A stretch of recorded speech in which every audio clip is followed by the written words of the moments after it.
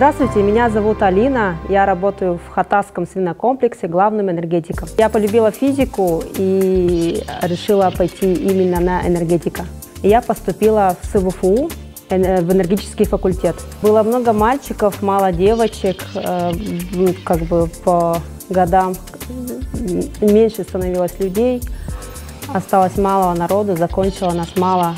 Конечно же, молодого специалиста без опыта никто не хотел брать. Подвернулась такая удача, то, что я поступила работать в Хатасский свинокомплекс электриком 3-го разряда. Это я маленькая хрупкая девочка, одела спецодежду, взяла инструменты и пошла туда в свинарник работать.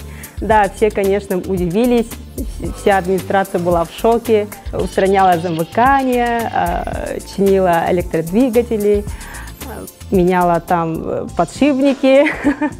Да, было очень смешно и забавно. И в тот момент такой, не знаю, позитив от меня шел, то, что я вот работаю электриком, все хвалили меня. Да, у меня не было практики. Это, во-первых, в первую очередь, это очень важно.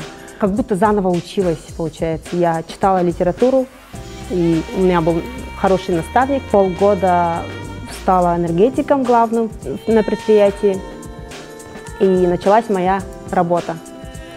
В 2015 году я поменяла электроосвещение и оборудование на специальные светодиодные светильники для свинарников.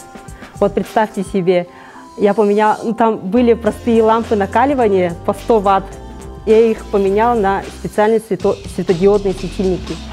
В 2016 году я поменяла всю наружную сеть электрическую, получается, все опоры.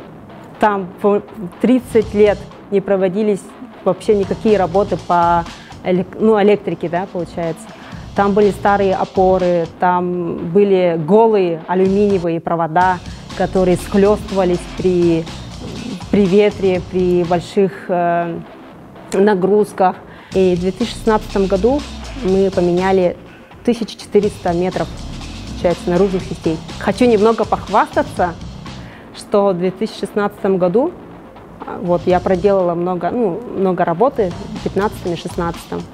И из-за этого я сэкономила 3 миллиона 100 тысяч. Это очень престижно. Я люблю свою профессию и хочу отметить то, что надо всегда работать по профессии, получается. Потому что я внедряю новые технологии. Где вы видели свинарник со светодиодным освещением? Очень много планов и в этом году, и в следующем году. Я хочу заменить, получается, вот эти инфракрасные лампы для обогрева на теплые коврики. И тогда экономия будет еще больше.